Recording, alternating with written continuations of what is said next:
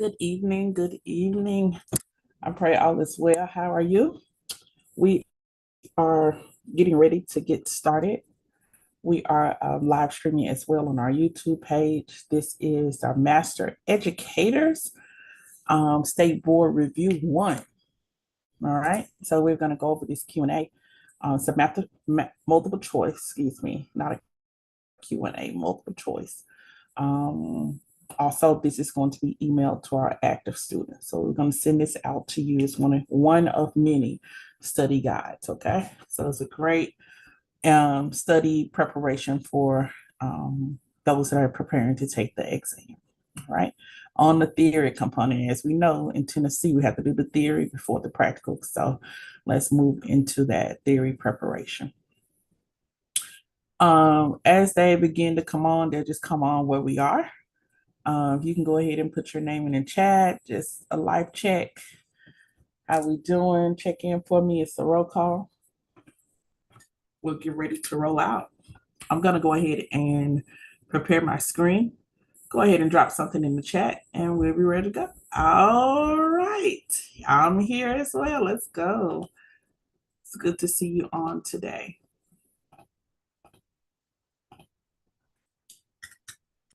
All right.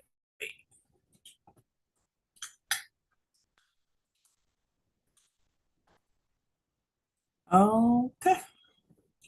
All right. So this is going to be emailed to our active instructor students. This is Master Educator State Board Prep 1. I am going to enhance so we can see the questions.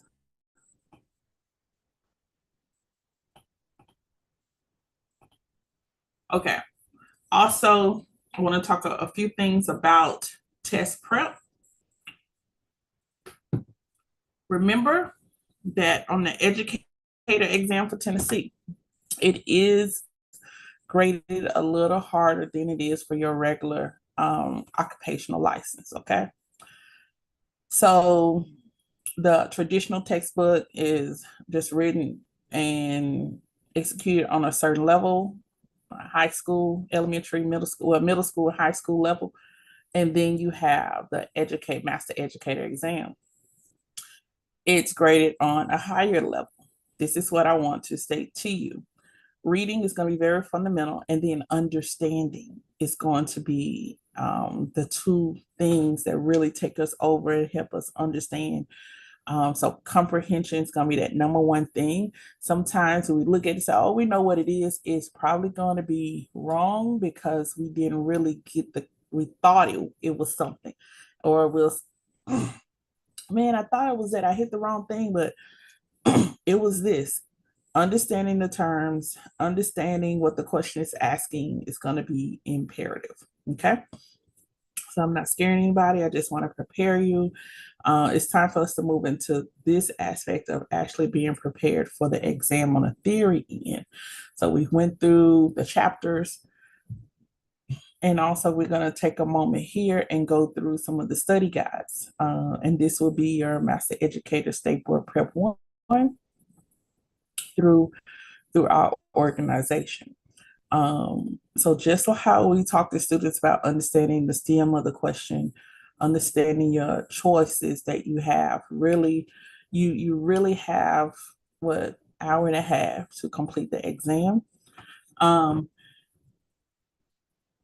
Just make sure, just standard what they've always said, you don't understand something, go on and come back. Just remember to come back, okay? Don't want to spend a whole lot of time on one particular question.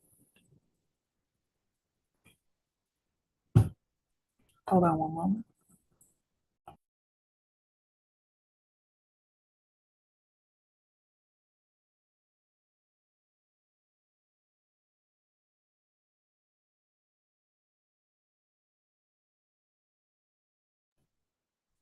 Okay. So you don't want to spend a whole lot of time on one particular question. What you do want to make sure that you do is you read and you understand the question. All right. You read and you understand the question.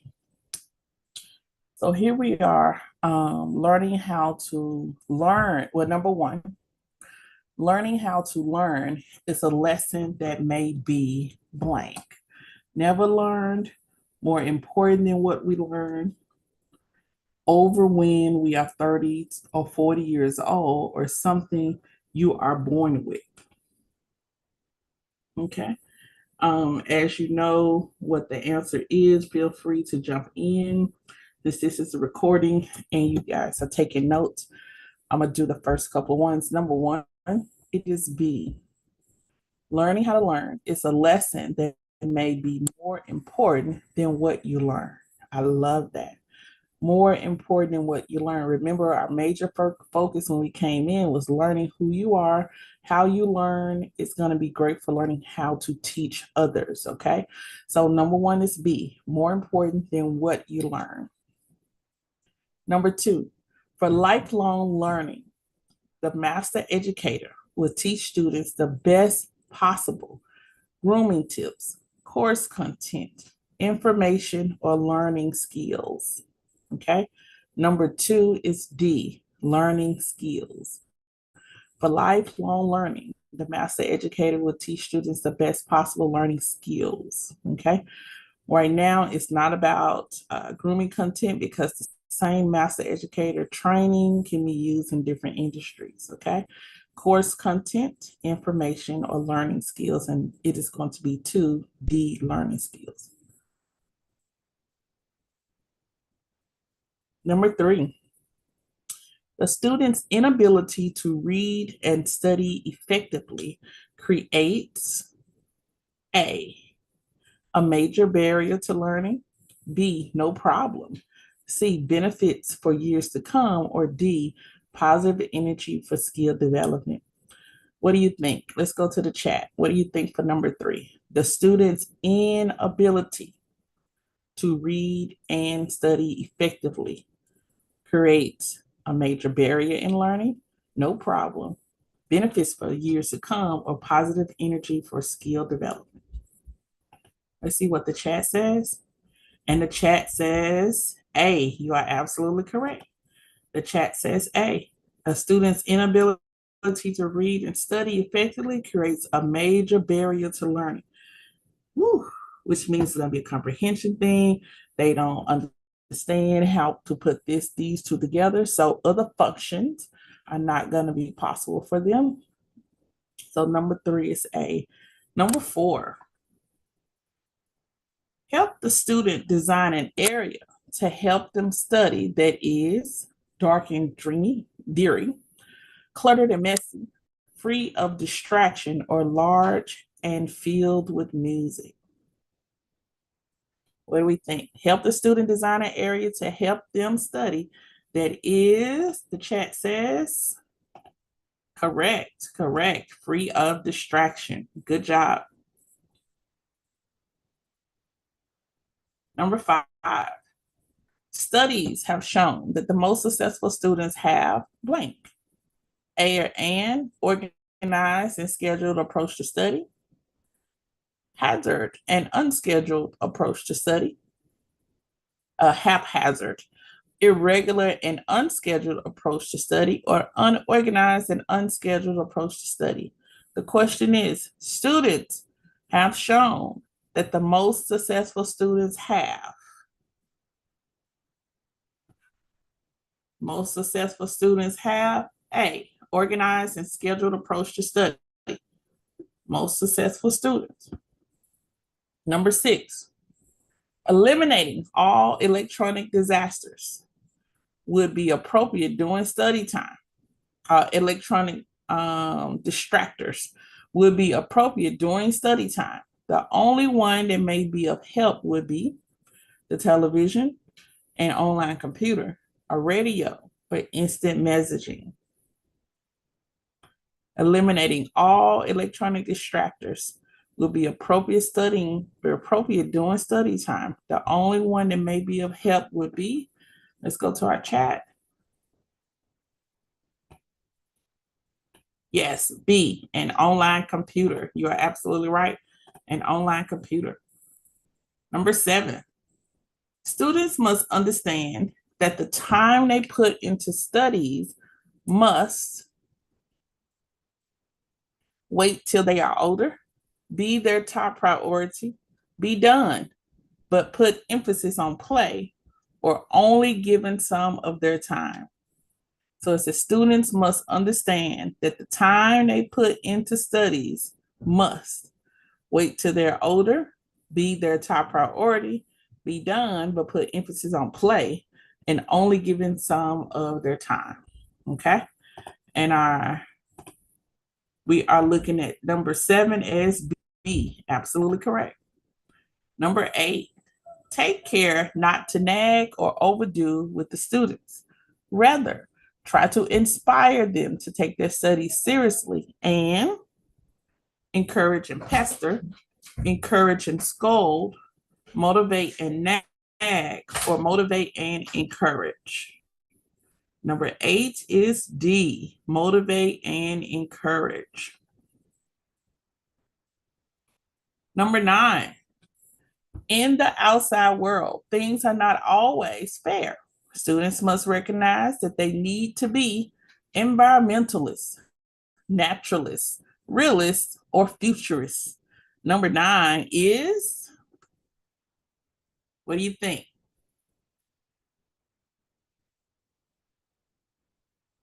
In the outside world, things are not always fair.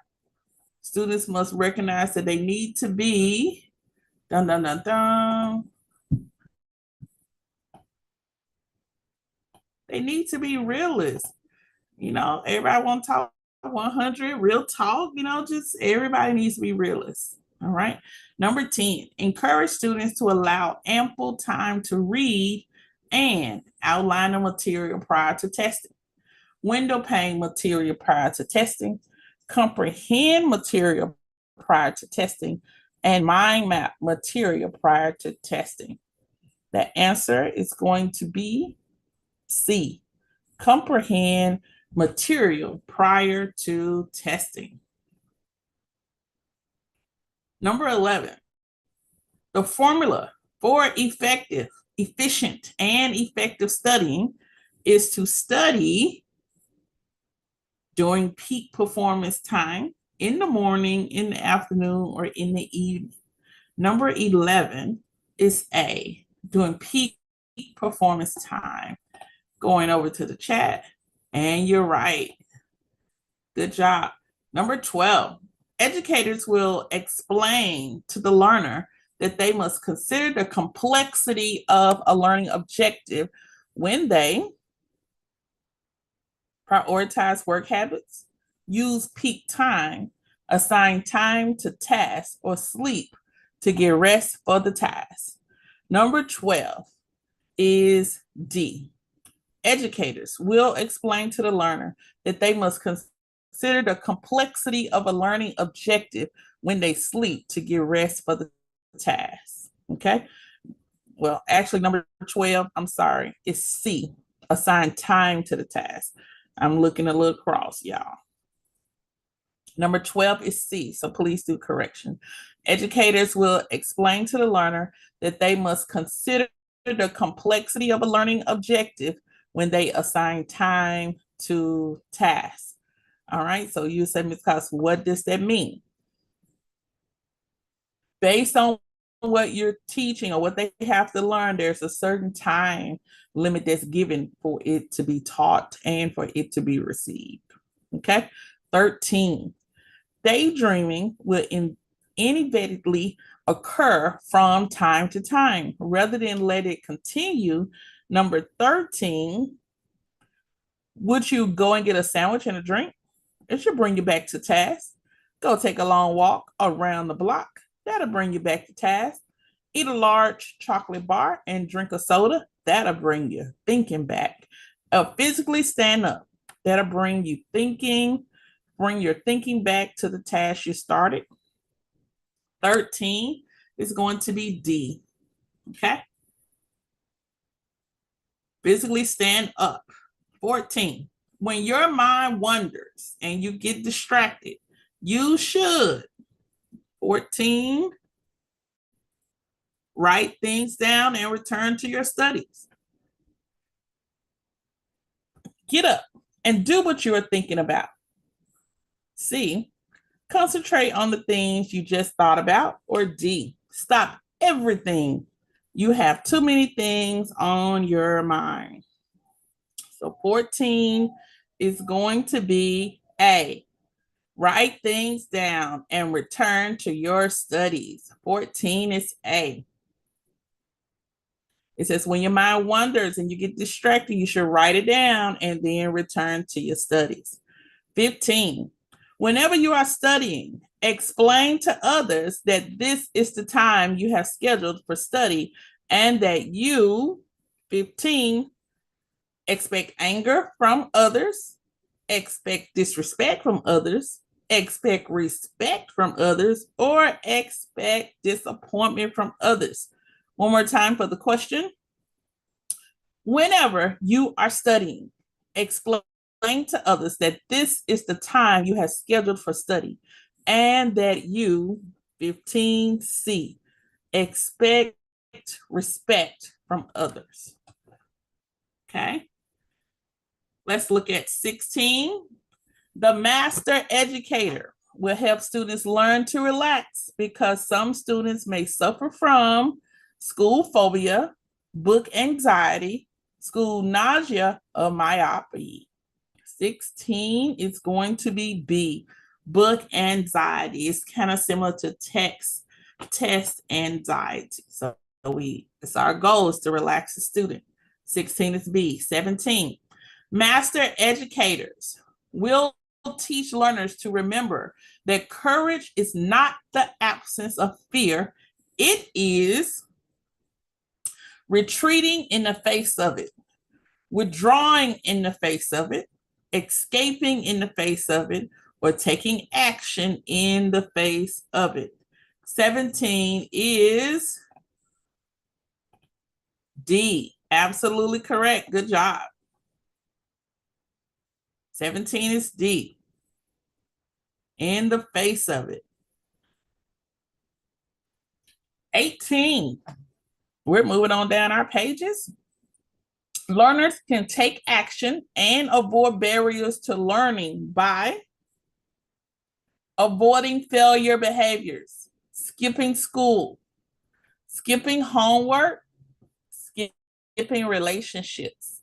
It says learners can take action and avoid barriers to learning by avoiding failure behaviors, skipping school, skipping homework, or skipping relationships. Number 18, let's see what the chat has to say. A is correct. Good job. 18, avoiding failure behaviors. 19, when the students' thought processes are such that they don't sweat getting to class. This is a type of behavior, failure that causes skipping homework, skipping school, skipping mental presence, or skipping relationships. And 19 is B, skipping school. So if they have the thinking process, I'm not sweating getting to class, it's gonna be cool, we're gonna do anything doing but the same thing, eventually those tardies are gonna turn into not coming to school at all. So 19 is B, skipping school. 20, okay? Don't bother getting to know other students or establishing a relationship with any other educators. It's the attitude of the student with the failure because of skipping homework, skipping mental presence, skipping relationships, or skipping school. Who thinks like that? Why are they thinking like that? Okay. 20.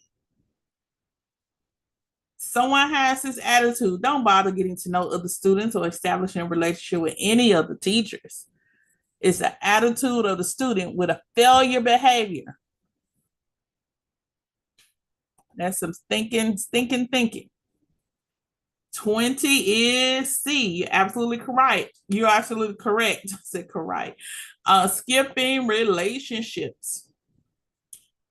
You're not cool with nobody. You don't have any just no one you can call for homework. You don't have cordial conversation with any of your classmates. That's a bad behavior. You're skipping relationships. Okay.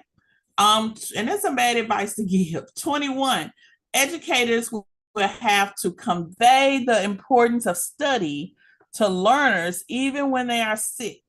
When beginning these study lessons, tell the learners to drink plenty of water, eat a lot of chicken soup, begin with slow rhythmic breathing, or begin with meditation. 21 is going to be C. Okay, 21 is going to be C. 22, master educators will ensure that learners have an opportunity to play around with the scoring sheet right before the beginning of the test, waste of time during testing, get rid of all electronic devices, or prepare for the testing process mentally and physically. 22 says master educators will ensure that learners have an opportunity to D, prepare for the testing process mentally and physically. Correct. 23, before learners take a test, they should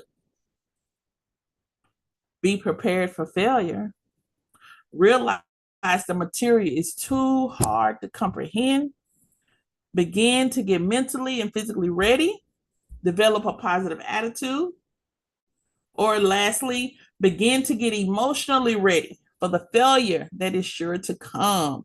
Wow. 23 is, let's go into the chat. Correct. C. We are not failing, y'all, before we start. And we're not getting emotionally ready knowing that we're going to fail. So those are wrong. But 23 is C. You want to get mentally and physically ready. Develop a positive attitude. I'm going to pass this test. Okay. 24. When students prepare for the test ahead of time and determine what type of test they will be taking, the date and time of the test, and what materials will be needed, they are practicing,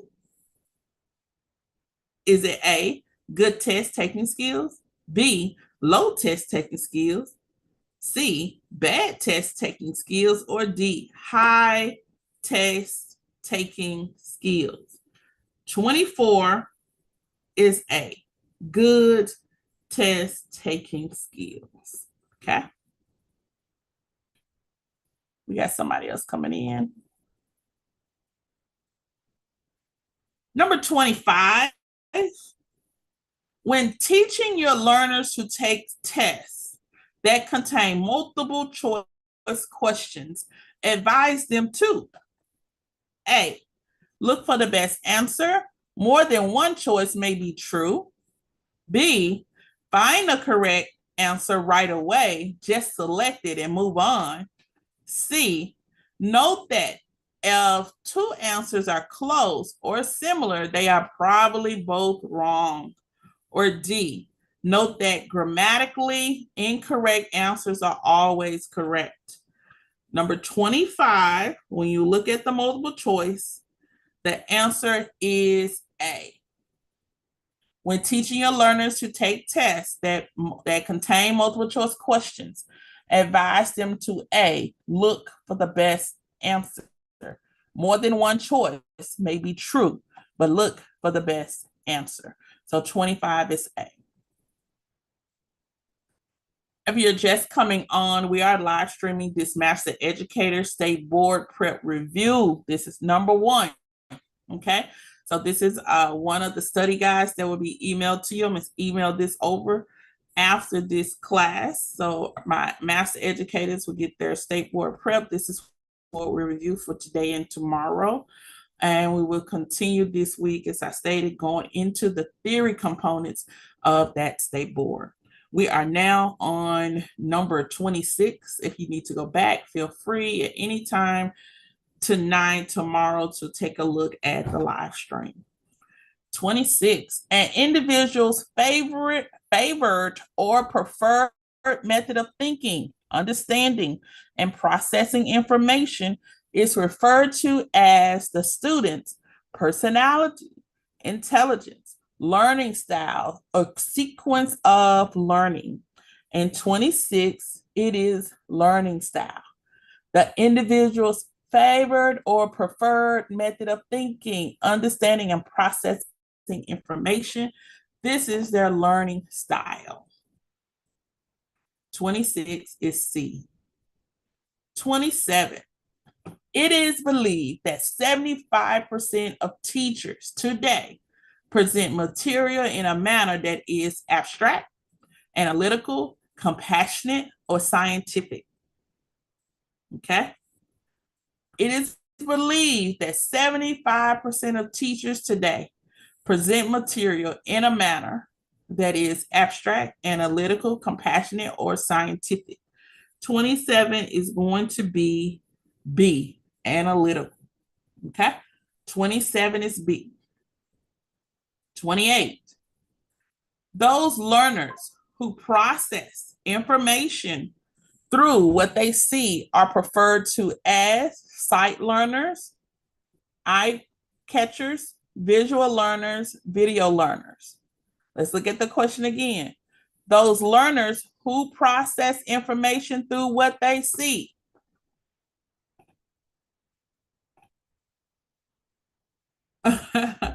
You are cutting up over there, and absolutely number 28 is C. You're absolutely right. If you're in the chat, you put C, you're absolutely right. The key word that's STEM, learners who process information through what they see. Okay, what they see, not what they hear, not what they touch, what they see. And that's visual learners. 29. Students come to us because they want to understand something meaningful. Therefore, they have desire, clarity, excitement, or creativity. 29. The question again, students come to us because they want to understand something meaningful. Therefore, they have desire, clarity, excitement, or creativity.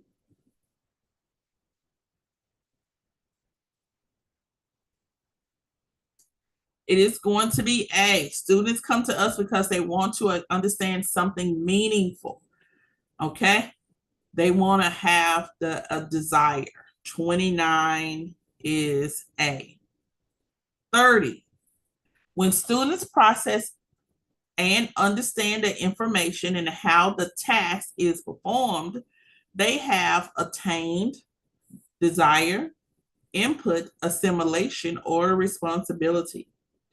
30 is C, assimilation. When students process and understand the information and how the task is performed, when they get it, they have now gotten assimilation. Remember that. 31. Mastery of information or of a task comes only with assimilation, repetition, desire, or input. Mastery of information or of a task comes only with assimilation, repetition, desire, or input. 31 is, let's go to the chat.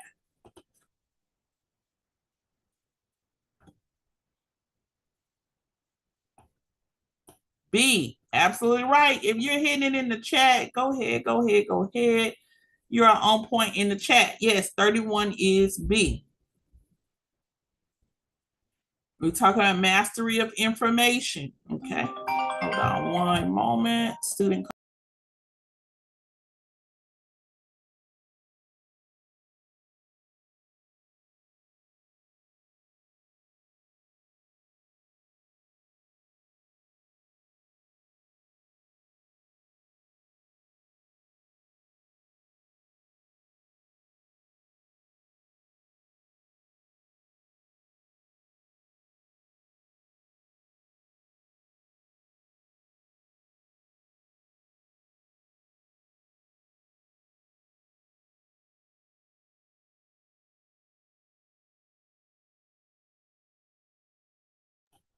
Okay, I'm back. Just making a reference, going back to 31, it said, and 29, 30, 31 are all associated. 30 says when students process and understand the information and how the task is performed. So they haven't even done it yet, but they understand it and they're processing how it goes. That's assimilation. 31 is mastery of that information or a task comes with repetition. So they have to understand it and then they have to do it continuously over and over and over. All right, so that's 31. And 31 is B. 32, the students who learn best through verbal presentations. Here's where your ears should open up. Reading, writing, discussions, conducting interviews, and listening to lectures have a strong bodily kinesthetic intelligence, interpersonal intelligence, visual spatial intelligence, or verbal linguistic intelligence. Keywords 32, go to the chat. What do we have? I got 2 answers in the chat. Yes, yes. You both are absolutely correct. D is correct. Can anyone put in the chat before you even finish? You knew was there any words that stood out? Was there any words? Was there a stem? We call them a stem, something that stands out that says, hey, I know, yeah, these two go together. Verbal, correct. Good job. 33. People who are better at comprehending and creating images have a flair for color and style and relate best when they can see things by drawing diagrams and reading flowcharts. Reading flowcharts have what? Visual, spatial intelligence, verbal linguistic intelligence, logical, mathematical intelligence, or bodily kinesthetic intelligence. People who are better at comprehending and creating images have a flair for color and style and relates best when they can see things. Go into the chat. And the answer, you guys put A, and that is correct, A. Yeah, and that keyword in there was see. Which one of these relate to seeing things? Is it visual, verbal, logical, or bodily? And it is visual. And since we're doing this right here, let's go back. I want to make sure y'all understand. You can unmute or tap in the chat. Bodily kinesthetic mean, what does that mean to you? The person must do, they want to do what? They're learning, but this person may be a bodily touchy person. They got something in their hands, right? Right. Okay, intrapersonal. Okay, intrapersonal talks about working in groups or working alone. This would mess somebody up because they would think, oh, it may be this word, all because it's something that it's not talked about a lot. But when you see this, it's either going to be a student that works in a group, likes to work in a group, or it's going to be a question about working alone. That's where this is going to come in. Visual, keywords, see, verbal, hear. Verbal hear. This person says in 32, verbal presentations, reading, writing, discussions. They like to do all of that. Interviews, listening to lectures, have a strong verbal linguistic. This is probably your talkative student. They love to have conversation. I just want you have to understand what the multiple choice is. And even here, visual, again, the keyword we've seen see 2 times already. Verbal, the keyword has been verbal. Logical or mathematics, I want you to relate that to tasks. Somebody giving you a to-do list, a task. Somebody asking for a breakdown of another breakdown, or somebody dealing with money or numbers. And bodily kinesthetic, this person has to be active. They want to touch it. They want to do it. They have something in their hand. They're learning, they're observing it, but they're also moving something. with their hands.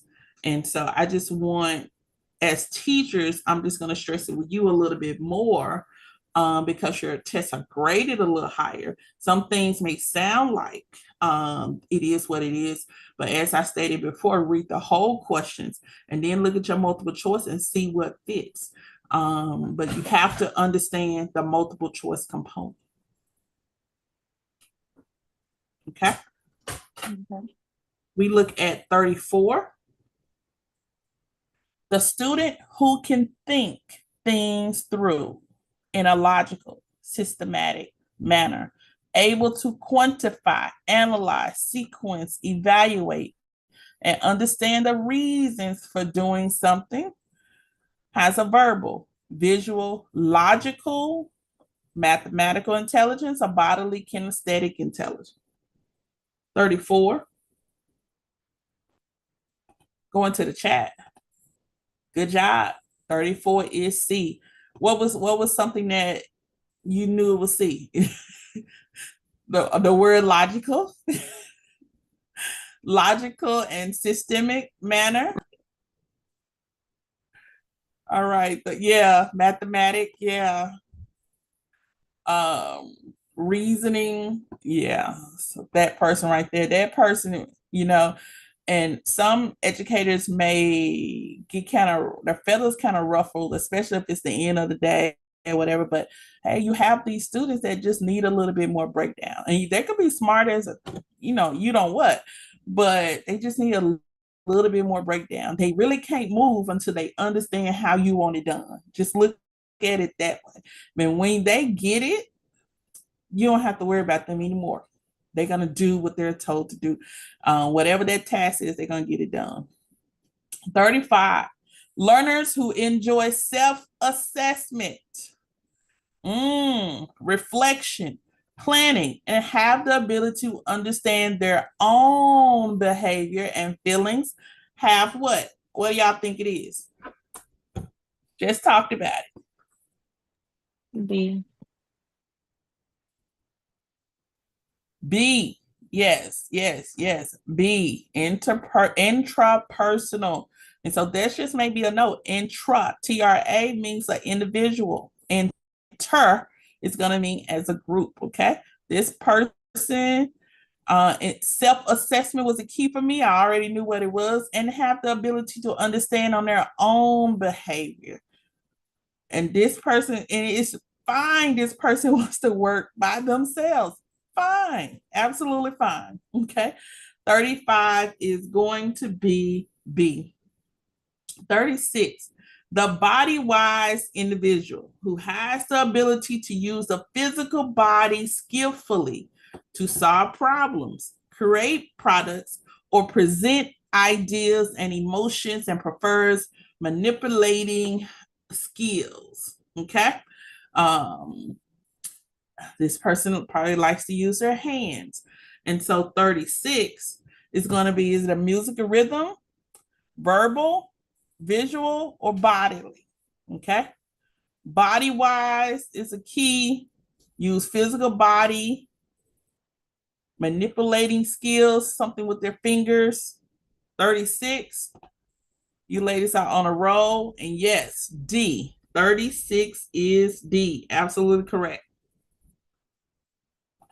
37, activities best suited for the bodily kinesthetic learner. Get that person in your head. Activities best suited for the bodily kinesthetic learner include, now look at 36. It should help us understand 37. Practicing skills application, arranging internet research projects, assigning workbook activities, or visualization. Okay. If you look at the question in 36 is giving you the answer for 37. Activities best suited for bodily kinesthetic learner include practicing skills application, manipulative skills. Okay. They want to use their hands. You got to put them on practical. You got to put some in their hands. Okay. 37. 37 is A. 38. Does that make sense? How 36 and 37 relate? And that was a shoe-in. Yes, ma'am. Yes. Awesome. You get a question like that on the exam, you're like, man, I got 2 for 1. Okay. 38. For the master educator to challenge the naturalist intelligence, activities would include, this is good because we don't see a lot about the naturalists, observing and recording observation and content area assigned, conducting a 7-minute nature walk as an energizer, as something to open up the class, an energizer also like your morning, nugget. How do you get your class moving in the morning or in beginning of class? C, teaching outdoors if permitted, or D, all of the above. For the master educator to challenge the naturalists. What we got? D, C. Did anyone say D? I'm stuck between C and D. I said D, all of the above. All of the above. Okay. Because one, think about plant observing, bird watching, observing, and recording observations. They're outside, they're studying, they can do research. You tell them to do anything that has to do with research, they're going to be A-OK. Conducting a 7-minute nature walk, that's part of a naturalist. Teaching outdoors, you're outdoors, that's a naturalist. So it's all of the above. 38, all of the above. And if you're in a school, don't really have all of those, man, put your few plants in the corner of the room, call it a plant haven or whatever you want to call it, some kind of garden, and make that person seat. They don't even know it strategically. They sit by the plants, or their job is to water the plants, check on the plants. And so they can have a connection. And it would be even amazing if we review something and I'm over there by the plants. You just never know. You got to find a way to not forget them. You got to find a way to add them in. 39, verbal linguistics learners, okay, will have more success if they work in study groups to explain and discuss, recite information, outline chapters in their chosen format, or all of the above. Verbal linguistic learners. All of the above. All of the above. They want to talk, they want to outline, and they don't mind working in groups. Okay. 39 is D. 40. A study tip for the visual spatial intelligent student would be to relate content to personal experience, color code notes, so each topic is in the same color, consider cause and effect of the information, a study in a quiet room. Study in a quiet room. 40 would be B, color code notes, so each topic is in the same color. So 40 again, a study tip for the visual, keyword visual, intelligent student. Let's highlight these notes. Basically, that's what it's saying, y'all. B, color code the notes. The study. I got you now, because I was kind of torn between B and C on that one, but I got it now. Okay, great. Did you have to does it make you go back and read the question? It did, because when you think about considering cause and effect for a visual person, if you're telling them why, what happens and why, that could be part of a visual. But I understand with the color, the highlighting, it makes sense. But I was, like I said, I thought it could have been either one of them to a degree. Yeah, to a degree. Before you came on, we had a question about, even though there are similar ones, you remember that, Ms. Edwards, even though there are similar answers, remember we picked the best one that fits the question. So if we've noticed, I'm just throwing this out, we've noticed this trail of talking about the intelligence, right? And you come to study tips for the visual. It particularly said visual. Who would be a good one to consider for cause and effect? What type of intelligence that we've went over, not including Ms. Thompson? Welcome, Ms. Thompson. How you doing? Of the ones we've discussed, which one would consider cause and effect? Wouldn't that be more like the verbal? But logical. Logical, right. That logic they want, that's that breakdown. And this is how that sounds. You're telling them something that said, well, what about? It's almost like a kid that said, what if, right. Right. So if I do this, then what happens to that? So it's the cause and effect. You got to tell them what's gonna happen if they do that. So but here when it talks about study tip for the visual, is wanting you to pull out with studying, and this is a visual person, their notes, color code the notes. And so that person knows, what, it'll be cool. That person knows, what, I can skip the rest of this stuff and I can just really focus on the highlighted stuff, because that's what they said is going to be a reference for me for the exam. So we have to really, we watch how we say things as well, but for that person, we will create some notes. And if you were in the classroom teaching that person, I would use colorful markers or chalkboard with colorful chalk. And that person could hone in on different things. 41, the student with TRA, personal intelligence, will prefer to study by taking a 1-minute reflection period for introspection. I just got to have a moment. That's what they'll say. Relating content to personal experiences. People will say sometimes when you're teaching someone that has reference in the military, you may have to take your lesson and relate it to something military. Hold on one moment.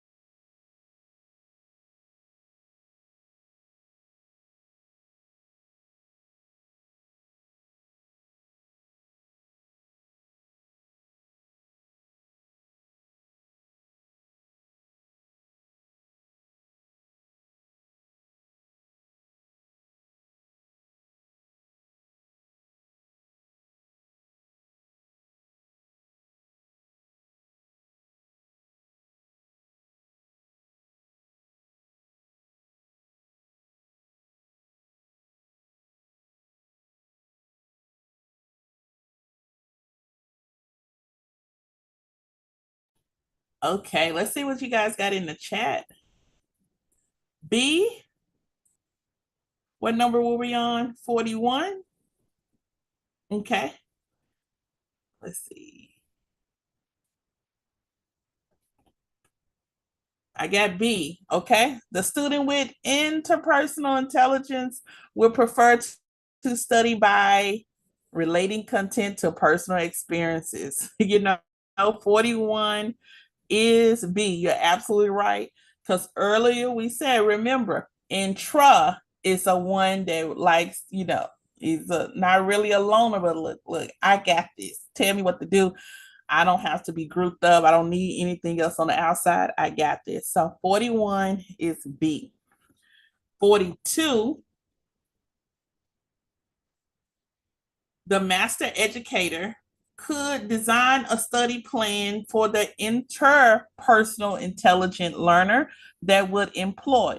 Now, we just talked about TRA, meaning one person willing to work by themselves. They don't have to be in a group. So that means interpersonal is someone that prefers to be in a what? Interpersonal, someone that prefers to be in a what? In a group. In a group. In a group. I see y'all putting the answers in already. Let's go.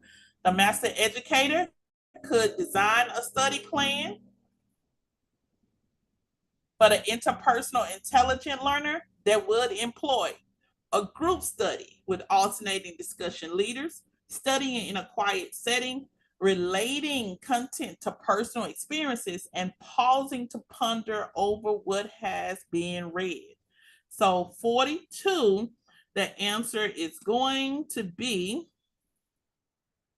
A. You guys already had started putting that in. That's A.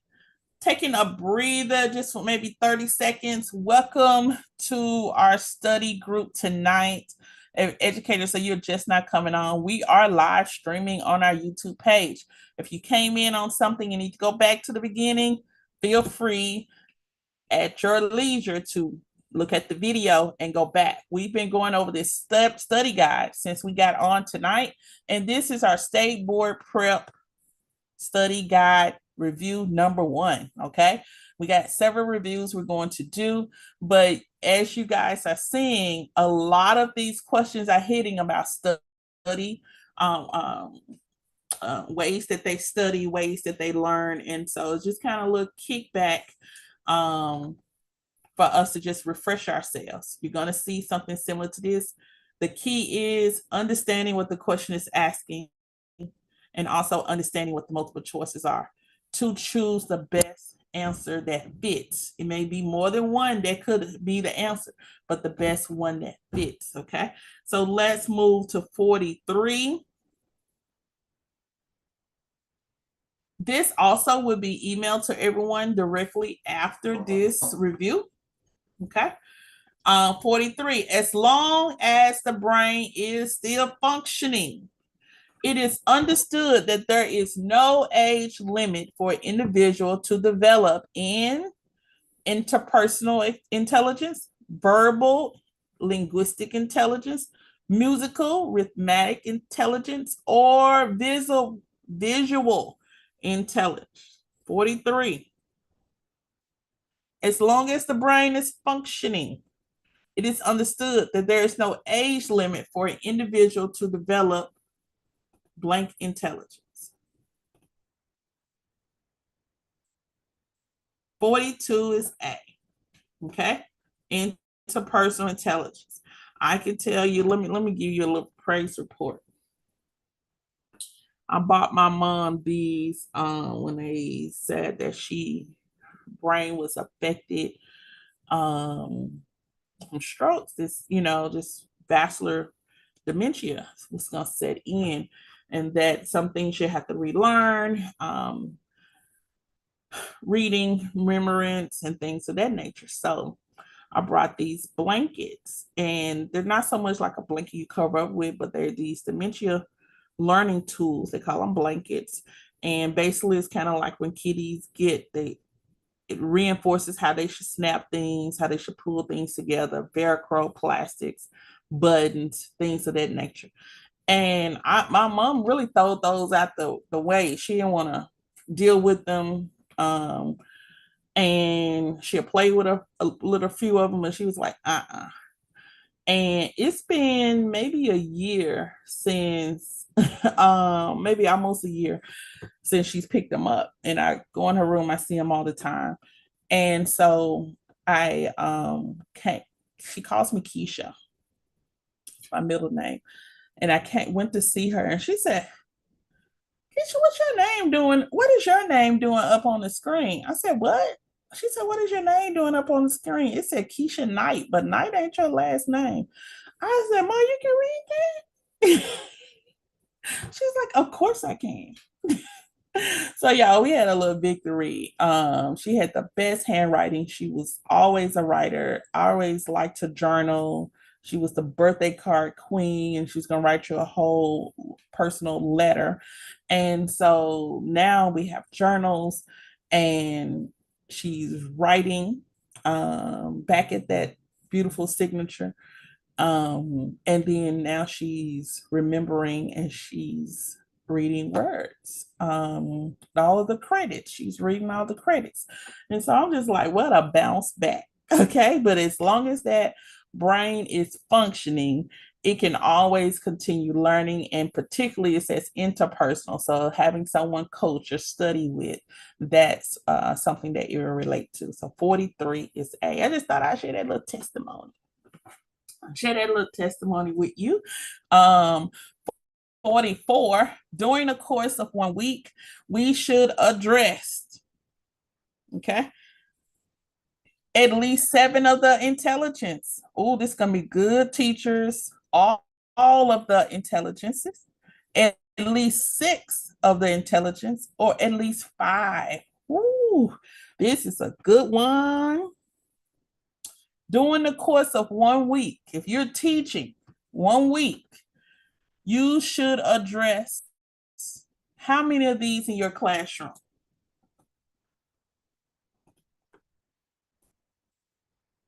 It's a B, questionable.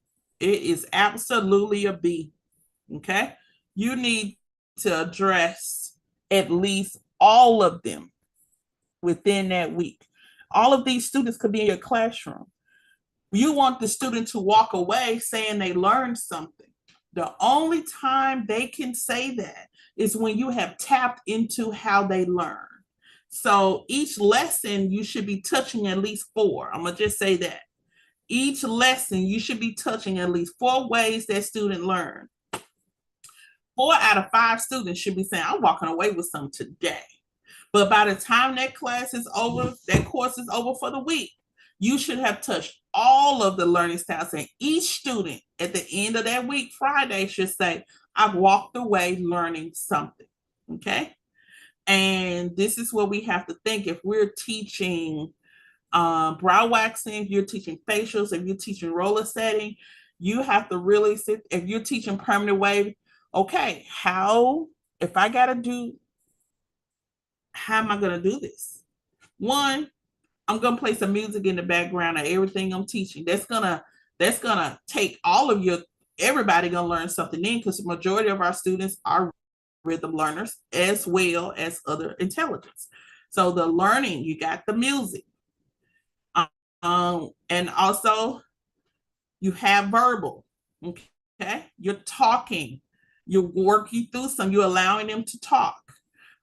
It's interactive. You're not just doing the teaching and telling them be quiet, don't say anything. You're logical, you're breaking things down, you're mathematical, you're talking about procedures and tasks, and this is how you should do this, and this comes after that step. And then you give them step 1, step 2, step 3. You're also saying, for those that like to work alone, you can do that now. And for those that like to work in a group, this is your study time to work in a group. You can have activities where they work together in a group for a quiz or something. Also, for the visual, you got to have a video. You need to do a demo. For the bodily kinesthetic, put them to work. Have them come up and be your assistant. And as you're talking, have them do. Okay? Put them on the floor. Have them working, because idle. If they're not doing anything, they're going to lose track of class. So all week we should be teaching, but we should be teaching to these intelligence. That's going to make you the difference from the next person. Okay, the next person may just come in and say they just wing it. But no, you're teaching to these intelligence, which means the student has no choice but say they learned something in that classroom because you taught to them exactly. You taught exactly how they learned. 45. If we design our classes to reach all intelligence, our success rate can be 45, 100%. If we're going to teach all intelligence, we have 100% success rate. 46, the responsibility of the master educator. That's you. Start calling yourself that. Okay? It's to impart in all students the idea that learning is hard work, not for everyone, lifelong or demanding. 46 is C. Learning is lifelong. You can say that. I say that by saying I'm teachable. I'm always a student. That should shut anything down of me saying I know it all. I am teachable and I'm always a student. I do understand that becoming teachable is a process to some. Okay. But it should if someone is teachable, they are easy for you to teach. If a person is not teachable, let's be honest. I feel like at my age, my young tender age, I don't feel like breaking them down. I don't feel like going back and forth with them. I prefer someone who's teachable, and you want to kind of set the standard. If you're teachable, I'm ready to teach. If you come ready to learn, I'm ready to teach. Okay, that's something you can talk about in the classroom. And also just let them know you're realistic as well. You can teach me something as well as I can teach you something. By having those little sayings and those little sparks of conversation, either in demos or when the beginning of classes, you come down from being this educator who is so far, they think is so far above and away from them, and you start being more relatable, not friendly, not best friend vibe, not crossing the line, but you become more relatable. Okay, I can open up to this teacher, I can be vulnerable with this teacher, let her know I have literacy issues, let her know that I got an IEP. And those are the things you want them to open up to you about, so you can find a way to teach them more effectively. But if you don't have those moments with the students and you do maintain this hierarchy above them, you'll find you're running into a lot of walls. Okay, and you can't even get started to teaching them because of the barriers that you both have up in the classroom. So that was just a nugget to step away. That was just a nugget. So 46 is lifelong C. 47, the act of imparting knowledge or instructions. One moment.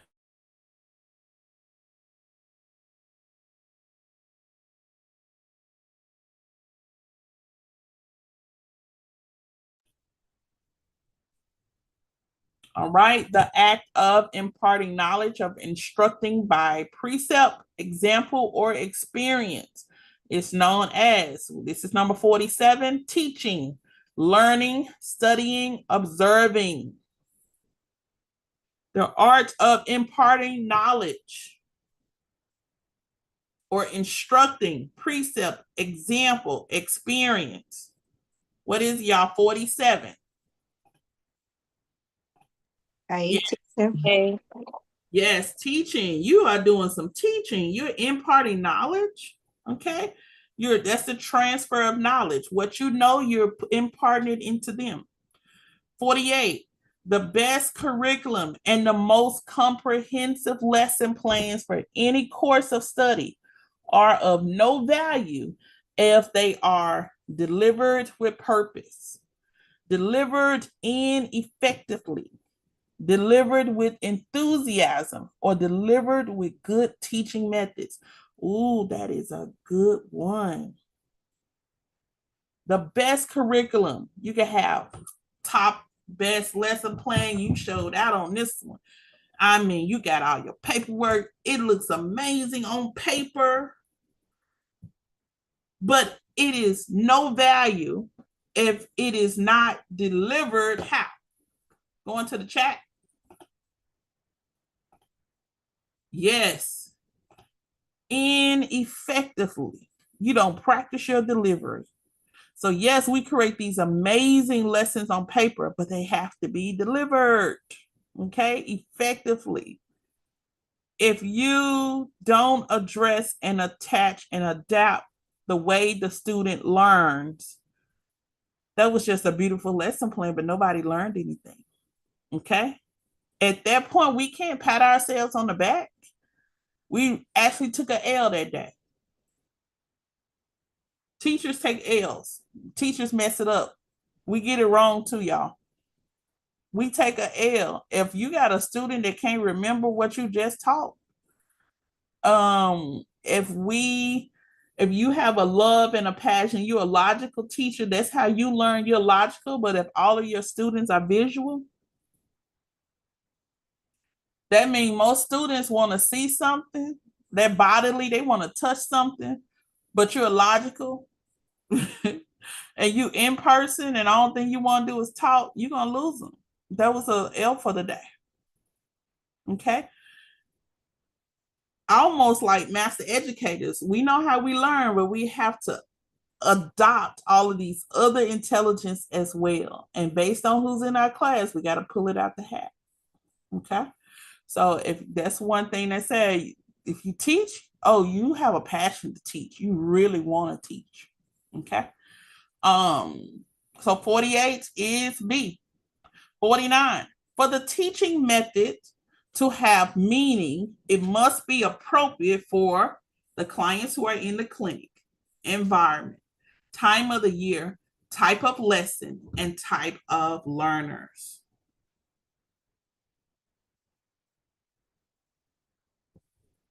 $49 is D. I'm headed to the chat. Okay, 49 is D. Let's look at D. For the teaching method to have meaning, it must be appropriate for the type of lesson and the type of learners. So basically, for the way you want to teach, it needs to match what you're teaching, and it needs to match the type of people you have in your audience, the type of learners. So it's like we can't teach what we want. Some people do teach and they shine because it's what they favorite thing to do. But if that ain't what we're supposed to be doing, nobody wins. So for the teaching method to have meaning, it must be appropriate. It must be the right time, or it must match. Give me an example of a lesson that we're teaching somebody. A lesson that we're teaching. Someone give me an example in the chat. I want to do a quick example.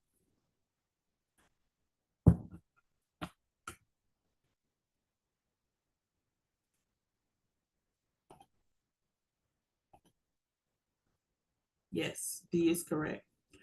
A quick example is hair color. Okay. With hair color, I do have to go logical. I do have to go, logical. They need to have an understanding. But also I got to go visual. They want to see something. Okay. That's videos, pictures, color wheels. They want to see something. And then when we look at bodily kinesthetic, they want to touch something. They want to do. It's time for them to practice. All right.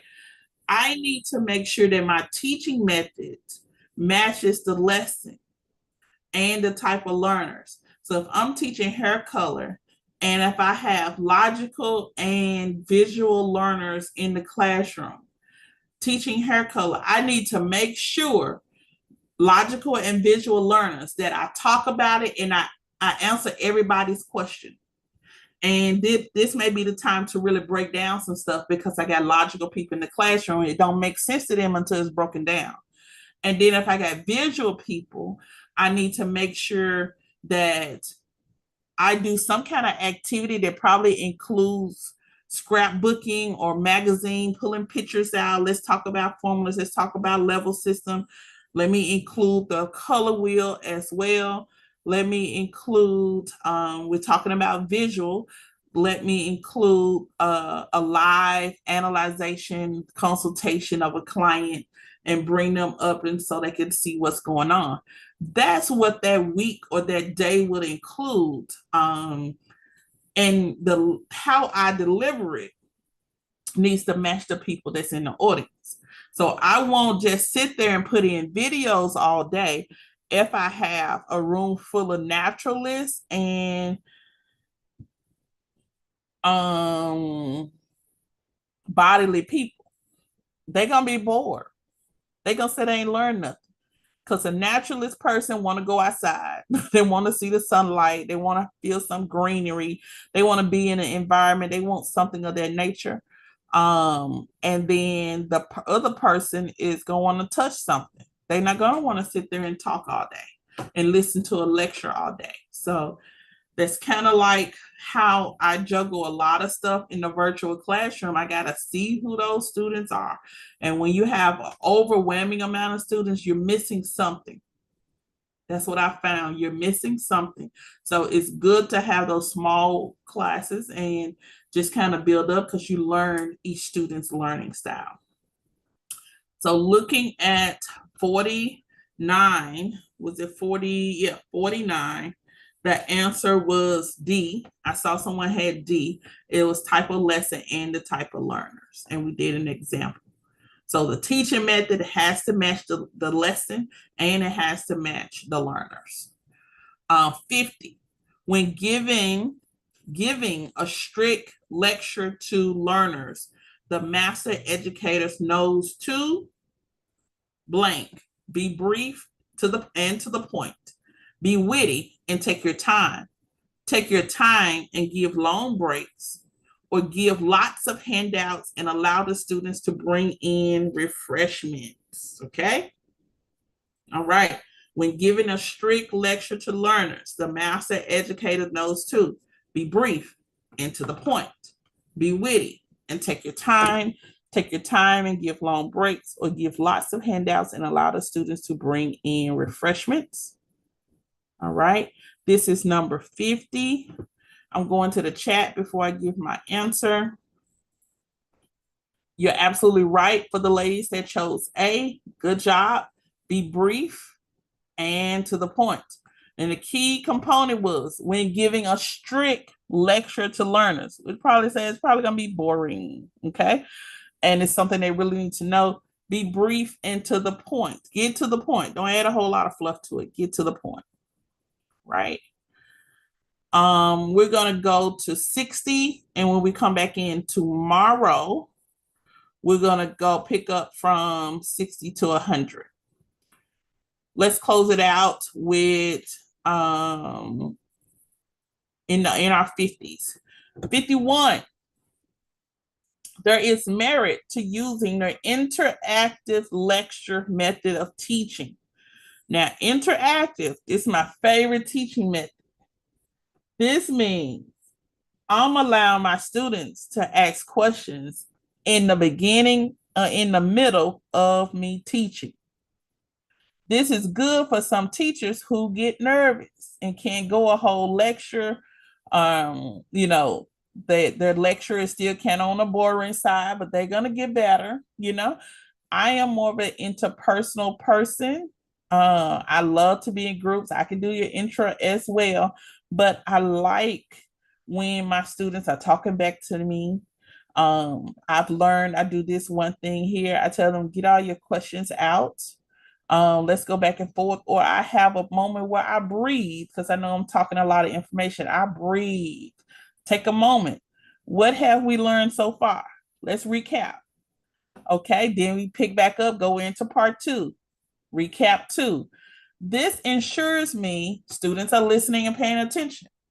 And it ensures me that they're learning along the way because I'm having these pause points. Okay. It's very seldom that you will see students who enjoy a full lecture with questions at the end. All right. So let's look at 51 again. There is merit to using the interactive lecture method of teaching. It's combined with other methods. It's not overused. Supplements the textbook, which means what they see in the book is what you're talking about, or all of the above. Go into your chat. What do you think? All of the above. All of the above is correct. All of the above. 52. To help clarify and instill the underlying theory of a procedure into the minds of the learners, the master educator will use 52. Video presentations, demonstrations, PowerPoint presentations of the textbook. Here's the question again. To help clarify and instill the underlying theory of a procedure, which means I need to show this person how to do this roller set. I got to show this person step by step how to do this facial. It's the theory of a procedure. So we learned the theory, now we got to do into the minds of the learners. In order for them to really get it, they got to do it. And what is that? 52. What is that? Yep. Good job. 52 is B. 52 is B. Good job. 53.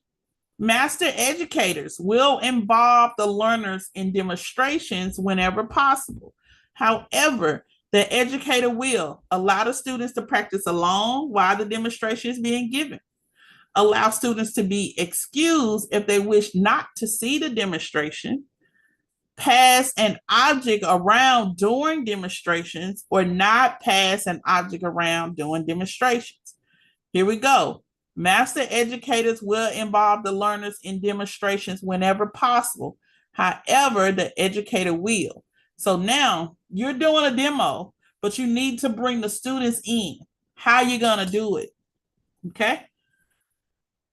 However, all right, master educators will involve the learners in demonstrations whenever possible. However, the educator will not pass an object around during demonstrations. Okay, so 53 is saying because we are working, I can involve them, but I don't have to pass anything around. So 53 is going to be D. I'm going to involve them, but I don't have to pass anything around in order to involve them. I can ask them questions. I can ask them, where do I go from here? I can bring them to the front. 54. After demonstration, students must have the opportunity to practice a skill or procedure under educator supervision. This is referred to as A, practice or application. There you go. After the demonstration, where do we go from now? Students have the opportunity to practice, and what do we call that? Practice or application. 54 is A. 55, a learning method in which the learners are provided the opportunity to work in a group environment and share their own opinions, judgments, and perceptions is disclosure and discovery, monologue and discovery, discussion and discovery, syllogy and discovery. Don't know that term? If you don't know a term, we're going to look it up. So I need to look up syllogy and discovery. 55, the answer is going to be C. Let me go to the chat. Ooh, chat, y'all said B. Let's find out why there's a contrary. A learning method in which the learners are provided the opportunity to work in a group environment and share their own opinions, judgment, and perceptions. You think it's a monologue and discovery. So it's like continuous talk and discovery, okay? But here's the thing. Could be, but here's the thing. Learning method, learners are provided opportunity to work in a group environment and share their own opinions, judgments, and perceptions.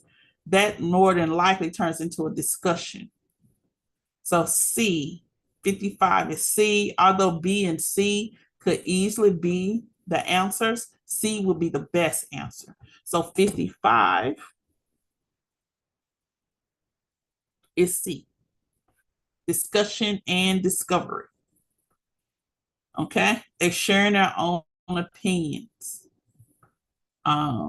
56, a teaching strategy that is employed to help learners understand the views and feelings of others with respect to a wide range of personal and social issues is lecturing, demonstrating, role-playing, or practice and applying. Okay, a teaching strategy help learners understand the views and feelings of others with respect to a wide range of personal and social issues. Now, when I used to teach nails, when nails chapter used to come, when I was teaching cosmetology, and we have one activity used to be role playing. I split them up into groups, and then each group will create a skit. All right, role playing is the answer for 56, where role playing helped them understand what real life situations look like and what will we do. Okay, whether they had to pick the angry client, the unprofessional client, the unprofessional nail tech. It was really fun to see how they responded on both sides. But 56 was role playing. So teaching strategy helps learners understand the views and feelings of others, and that's role playing. 57. When the learner plays the part of a particular position, such as a practitioner, manager, or educator, this is termed role reversal, character role playing, position role playing, or individual role playing. 56 will help you with 57. And I just gave you a little segue and a little side speech.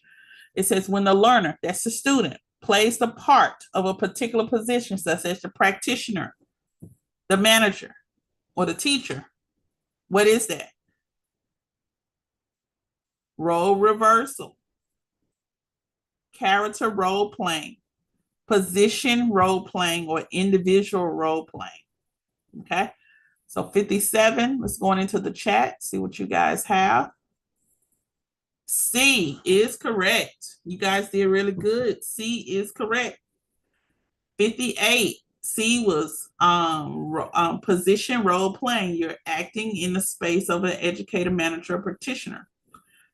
58, if the learner assumes the role of another person with whom they interact on a regular basis, it is termed character role play, position role play, general role play, or specific role play. It's not position role playing. Okay, so let's eliminate that. If the learner assumes the role of another person with whom they interact on a regular basis, so you have a student acting like another student, it is termed as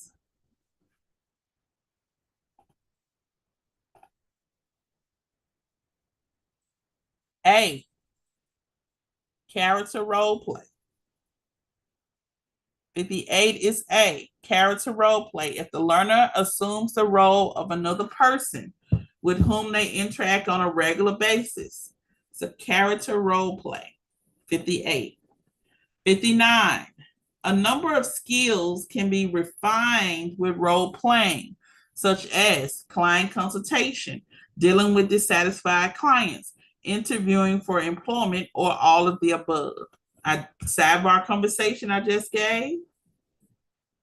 And the answer is yes. Good job, guys. Good job Hill. I saw that, and it is all of the above. 59 is G, all of the above. Looking at 60 and make this our last one for tonight. The process of transferring key points into visual images that are sketched into squares of a matrix is known as building blocks, bricklaying, window painting, or stair stepping. Transferring key points into visual images that are sketched into squares, like a box of a matrix, that's a line. So think of, boxes and lines on this sheet of paper, boxes and lines, blocks and lines on a sheet of paper. 60, and actually this is transferring key points into visual images. Now, when you can take a note, if I said, the car outside is red and we're getting ready to have a test in class. The car outside is red and we're getting ready to have a test in class. There will be boxes. Inside of the boxes would look like windows. Inside of the boxes, I have to articulate the car outside is red. So it's almost like your students doing, what's that game where you have to give them clues and they will have to write or draw the answer. I don't know what's that game called. Dictionary? Yeah, kind of like Pictionary, but it was a popular game show too. I don't know, because I just grew up too fast, too grown, didn't play that game. Right? Charades. There we go. Charades. Okay. The process of transferring key points into visual images. That's what this question is. Process of transferring key points. Building blocks is just like study tools, is blocks, just stacking on top of each other. Could be study notes. Bricklaying, okay, is, you're laying, two bricks and you go and you lay another brick in the middle. You continue to split the parts. Window painting is the process of transferring key points into visual images.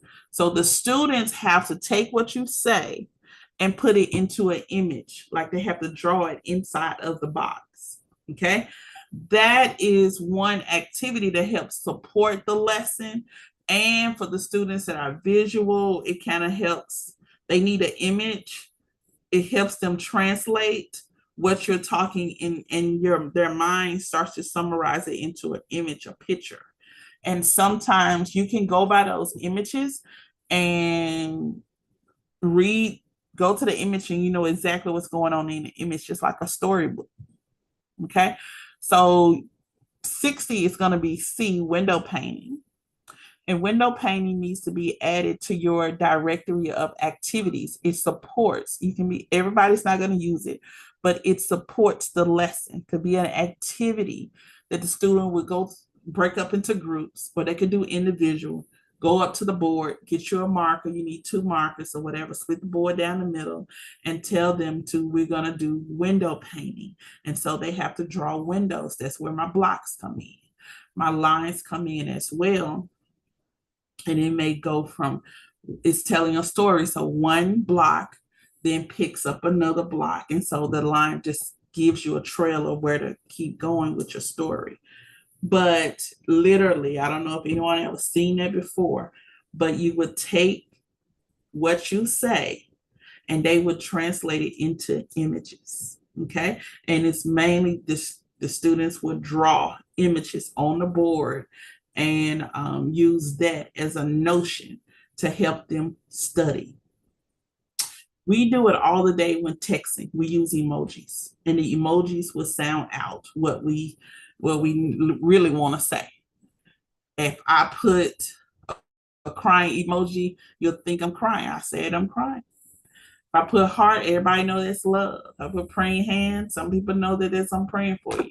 Okay, or pray for me or whatever. But think of it just like modern day emojis. Window painting can be, they've used it for years. It may not be as popular now because a lot of people have digital stuff. They don't do boards, and we have virtual stuff.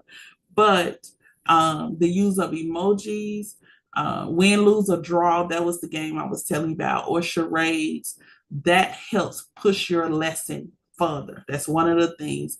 And you can add that to your lesson, especially if you got visual people and logical people in the classroom, put them two together. And so they're satisfied. The logical person is satisfied by the quiz.